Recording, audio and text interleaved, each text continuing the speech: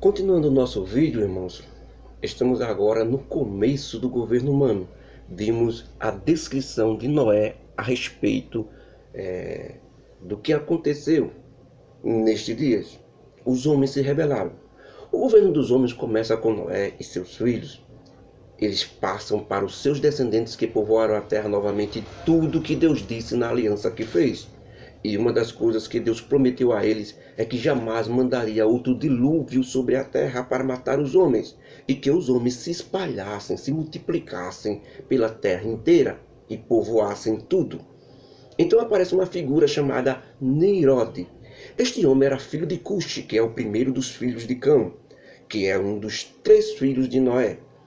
Moisés disse que este indivíduo se tornou poderoso na terra, acumulou para si poder através do medo. Ele era caçador diante de Deus. Mas, segundo os estudiosos, ele era um escravagista. Ou seja, caçador aqui, ele caçava homens para torná-los escravos. Assim, o governo humano, que começa bem com a raça limpa de toda a maldade anterior, menos o pecado, é claro, mas estava bem melhor do que aqueles de antes, que estavam misturados com a influência de Caim amaldiçoado. Agora começaram a cair de novo.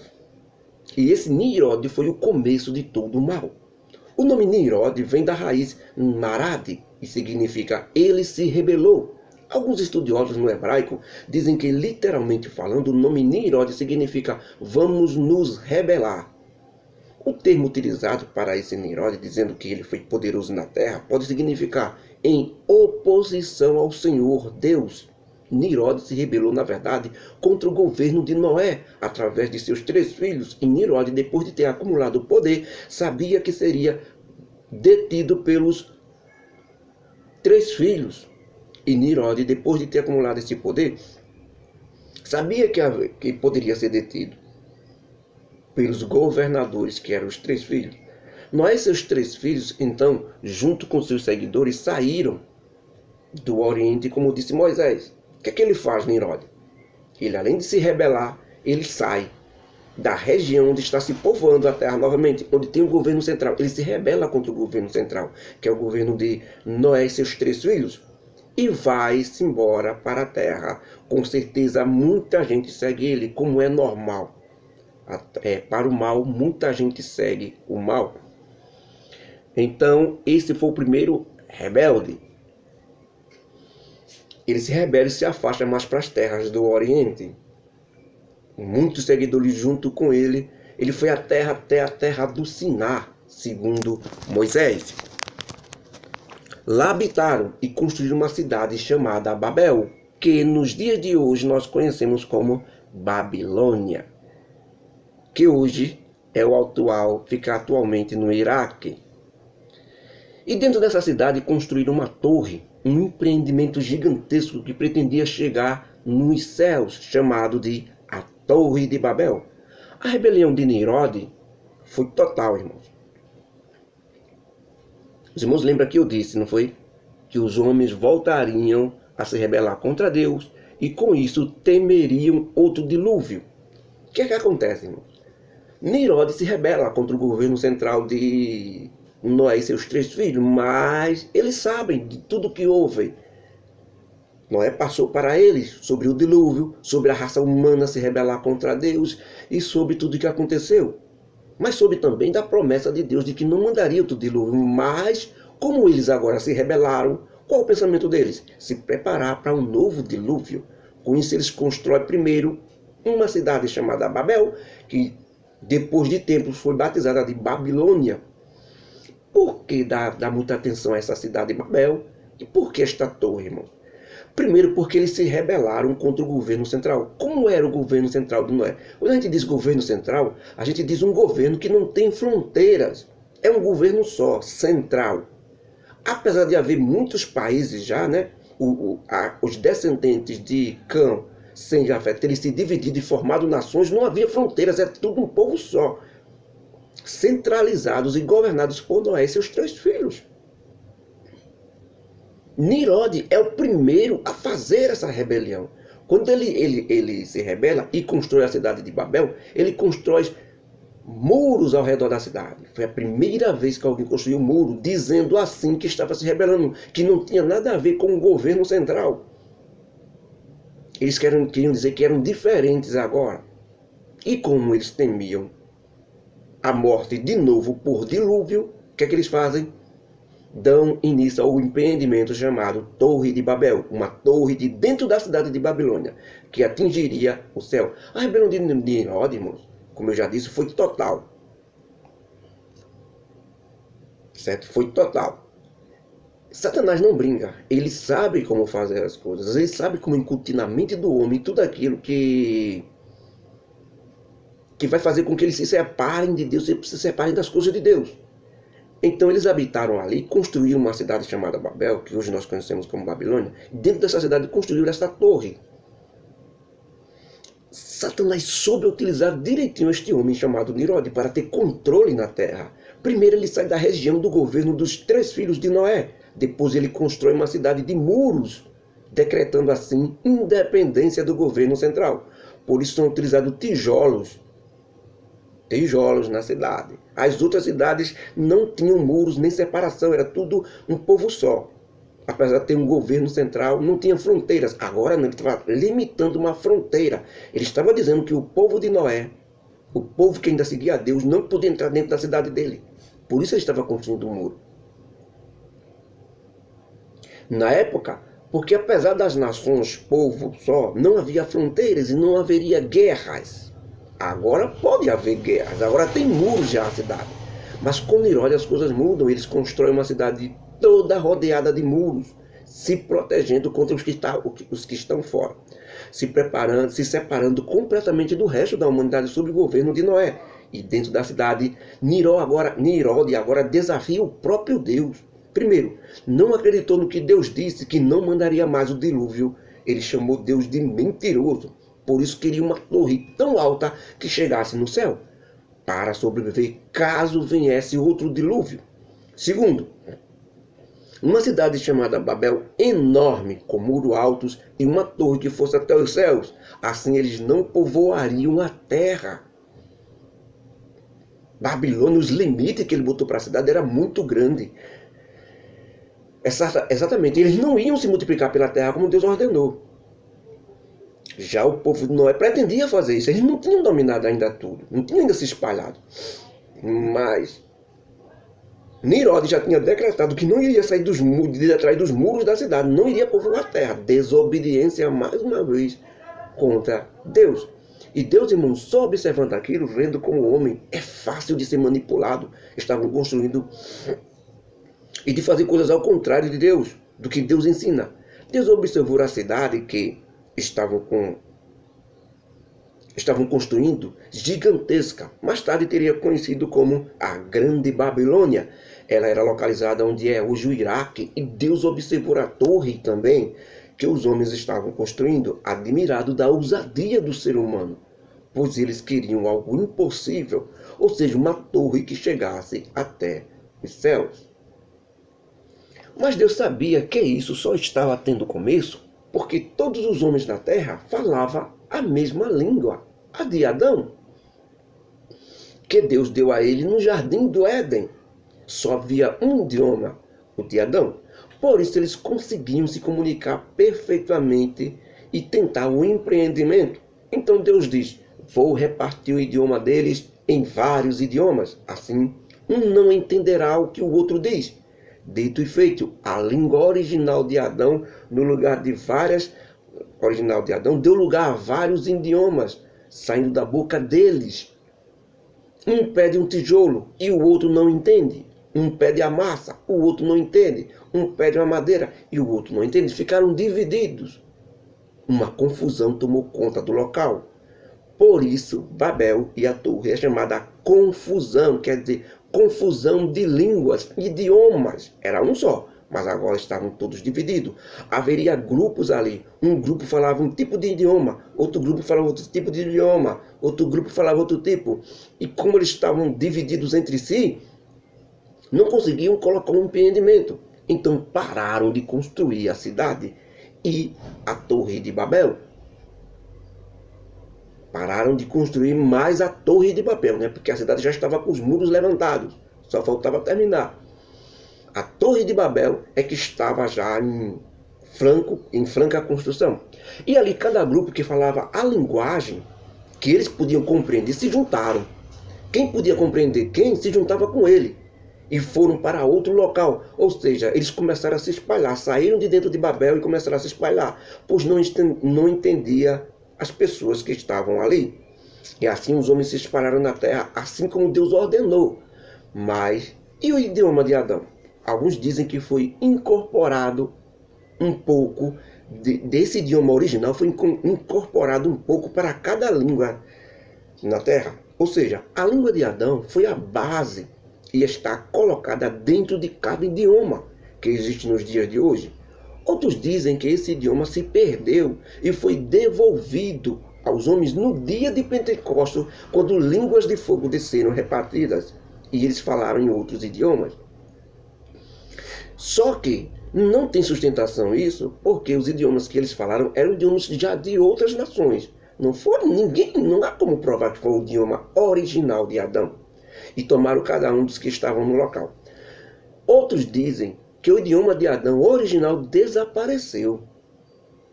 E até que este último, de todos os estudiosos, este último é mais plausível. Como apareceu os novos idiomas, o idioma original desapareceu, chama-se o idioma adâmico, que é aquele que Adão recebeu quando foi feito lá no Jardim do Éden, feito por Deus. Então ele deu esse idioma a Adão. Esse idioma passou a todos os seus descendentes até aqui. Quando aqui, na separação das línguas, dando lugar a novos idiomas, este idioma desaparece. Me parece ser o mais, pelo menos até agora, o mais plausível. Nós vemos aí a mudança de língua. Porque hoje temos vários idiomas e dialetos. Já hoje não. Esses idiomas começaram a se modificar, tomando conta da região, do local. Foram muitos dialetos que formam todas as línguas hoje. Então foi uma das coisas que já tem explicações. Nós já vimos também a mudança de cor de pele, de raça da humanidade, a mudança de corpo, o tamanho de raça, a cor. Tudo isso nós já vimos provado cientificamente. Mudança na fisionomia, no rosto de toda a raça humana, porque uns têm os olhos puxados, os outros não têm, dependendo de cada povo na Terra. E por fim, a mudança da língua de raça humana que nós vimos agora. Essa é a geração, irmãos, que vem de Sem, um dos filhos de Noé. Sem teve Arfaxade, seu filho, e muitos filhos e filhas. Arfaxade teve Selá, e depois muitos filhos. Selá teve Ebé, Ebé teve Peleque, Peleque teve Reu, Reu teve Zeruque, e depois gerou filhos e filhas. Zeruque teve Naor, depois Naor teve Terá, seu filho, e depois muitos filhos e filhas. Terá tinha 70 anos quando lhe nasceu 3 filhos. Seus nomes eram Abrão, Naor e Arã. E Arã teve um filho chamado Ló, e morreu Arã muito rápido, novo, quando ainda Terá, seu pai, estava vivo, na terra de seu nascimento, que era em dos Caldeus. Estamos na origem de Abraão. Depois deste acontecimento, rapidamente Abrão e Naor tomaram mulheres e casaram-se. O nome da mulher de Abrão era Sarai, e que também era sua irmã. E o nome de da mulher de Naor era Milca, que era sobrinha de Arã, seu irmão que havia morrido, e que também era pai de Iscar. Sarai, a mulher de Abrão, era estéril, não podia ter filhos na época chamada esterilidade. Era aquela mulher que não conseguia engravidar. Terá chamou seu filho Abrão e a Ló, filho de Arã, que eram seus filhos que era o seu filho que morreu, e a Sarai, sua filha, e agora sua nora, a esposa de Abrão, seu filho, e saiu com eles de dos Caldeus, dirigindo-se para a terra de Canaã. Este já foi o chamado de Abrão. Vamos começar a analisar tudo que lemos E vemos até aqui, irmãos, a cidade de Babilônia sendo construída. É bom falar desta primeira cidade, que tem muros em redor, porque na história dessa cidade, chamada Babilônia, ela começa aqui e vai até o livro de Apocalipse. O fantasma de Babilônia nunca terminou. Ela inspirou tudo quanto é de rebelião e rebeldia contra Deus. O nome Babilônia ou Babel é derivado da Torre de Babel. Era Abilu, que na língua dos caldeus significa portões dos céus, na língua dos caldeus, ou porta dos deuses. Então é aqui que entra uma personagem feminina chamada Seminários. Por muitos séculos, Seminários foi considerado uma lenda, mas após as descobertas arqueológicas na região, muitas tábuas foram descobertas provando a existência histórica de Seminários. Ela era casada com Nimrod, e foi uma das fundadoras da cidade de Babilônia, e foi a primeira sumo sacerdotisa de uma religião. E com ela nasce a primeira religião da história da humanidade, pois até este momento não havia religião. Os homens livremente ofereciam holocaustos e ofertas nos altares ao Senhor, mas não tinha religião. Este era o único meio de buscar a Deus. Não existiam também deuses. Vai começar a existir a partir de agora. Somente o Deus verdadeiro é que existia para a raça humana, pelo menos até aquele momento, até Babilônia ser construída. Para os descendentes de Noé, pesquisadores cristãos gastaram sua vida inteira pesquisando assuntos nesses locais, suas lendas e religiões, e a descoberta foi a seguinte: Seminários era casada com Nimrod, e após a morte dele, ela estando ainda grávida dele, deu à luz um filho chamado Tamus. Seminários disse que esse filho Tamus era a reencarnação de Nimrod, porque ela viu que com a morte de Nimrod, ela poderia perder o controle da cidade de Babilônia. O líder havia morrido. Ela poderia ser substituída, alguém poderia tomar o comando. Então o que ela faz? Assim que Tamus nasce, ela diz que Tamus, é a reencarnação de Nimrod, e reivindicou que seu filho fosse gerado de maneira sobrenatural. Ela disse para toda a Babilônia, todo aquele povo, que Tamus, seus filhos, era a semente prometida, o salvador do mundo. Estão lembrados da promessa de Deus lá no Jardim do Éden? Certo? Noé também passou para todos, eles sabiam disso. Quando Tamus é morto, fatidicamente, no dia que saiu em uma caçada na mata, ele é morto por um porco selvagem. E então Seminários reúne as mulheres de Babilônia para orar e jejuar por Tamus durante 40 dias. Depois de 40 dias, Tamus volta à vida e Seminários passa a ser adorada como a doadora da vida. Então, irmãos, sabemos que esta é uma lenda dos babilônicos. Eles acreditavam nela, e se tem descendentes de babilônicos ateus, acreditam nesta lenda. Terá acontecido com os fundadores de Babilônia. Nimrod e Seminários desenvolveu-se então em Babilônia. Sendo mentira ou não, desenvolveu-se em Babilônia uma religião de culto chamada culto à mãe com a criança no colo. Era justamente Seminários e Tamus. Qualquer semelhança dessas adorações antigas com as de algumas religiões no dia de hoje é mera especulação. Esse era o culto em que a mãe era adorada, porque trouxe o filho à vida. Rapidamente essa religião e modo de adoração, sem ser para Deus pela primeira vez, a primeira religião na terra, se espalhou pelo mundo através dos fenícios, os primeiros navegadores do mar. Eles levaram este culto e esta religião, e em cada lugar que chegavam, o nome Seminários e Tamus mudava de acordo com a linguagem e cultura local de cada povo, mas o sentido era o mesmo. Na Fenícia, por exemplo, este culto era chamado de Astar e Baal. No Egito, era chamado de Ísis e Horus. Na Grécia, era chamado de Afrodite e Apolo. Na Ásia, era chamado de Cibele e Deóis. Em Roma, passou a se chamar Vênus e Cupido. Em Jerusalém, uma princesa fenícia chamada Jezabel colocou este culto chamado de Astarote e Baal. E finalmente, no Império Romano, quando Constantino colocou o cristianismo, religião oficial do Império Romano, logo se introduziu outros cultos. A Rainha Mãe dos Céus com seu filho no colo, que representa Maria, mãe de Jesus Cristo terreno. Mas nunca Maria foi Rainha dos Céus, nem Mãe dos Céus.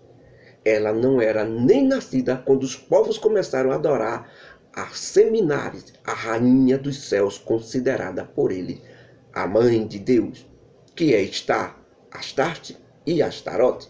Todas as falsas religiões do mundo começaram em Babilônia. Nós vamos ver essa cidade até o fim dos tempos.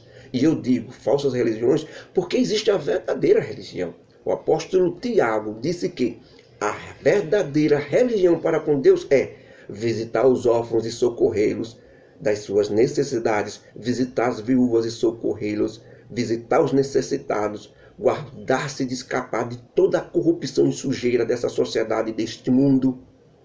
Esta é a verdadeira religião. Escrita no livro de Tiago, capítulo 1, e o versículo 27. Bem, depois disso, nós vemos Terá, o pai de Abrão, pegando ele, sua esposa Ali, e seu neto Ló, filho de Arã, seu filho que havia morrido, e todos vão em direção a Canaã. Mas em Arã, Terá morre. Então, irmãos, amanhã veremos a história de Abrão e Ló, o seu sobrinho. A chamada de Abrão. Terá, o pai de Ló, sai de Ur dos Caldeus com Ló, com Abraão. Não é porque ele queira ir, não é porque ele queira sair, não. É porque Abrão é que recebe o chamado. Ele sai dali de Ur dos Caldeus para a terra de Canaã, que Deus diz que vai dar a ele. Só que ele leva o pai, leva o sobrinho, o que não poderia. Mas nós vamos ver no próximo estudo. Então, eles se dirigem para Canaã, que ficava na terra que nasceram. Saíram dali da terra de Ur dos Caldeus, na Mesopotâmia, e vão para Canaã, a terra que Deus mostrará a Abrão. Gênesis capítulo 11, versículo 1 até o 32. Que Deus nos abençoe.